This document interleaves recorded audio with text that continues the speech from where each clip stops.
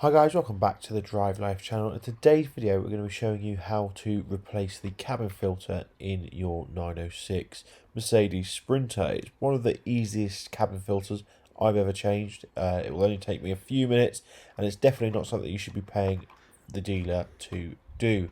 So without further ado, let's get straight into it. Here is the cabin filter here, R2513 as you can see.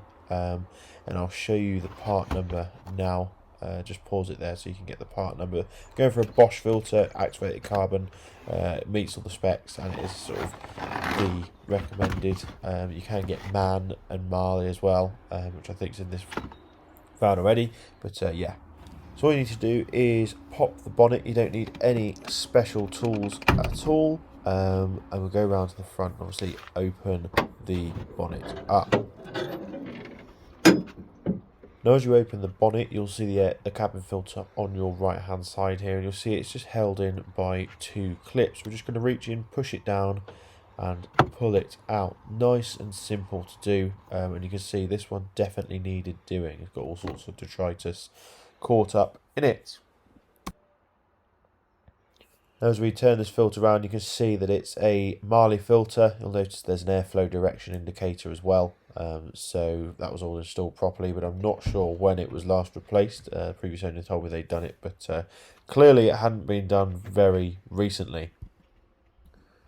So just check on your new filter the airflow direction. As you can see, it's clearly stated there.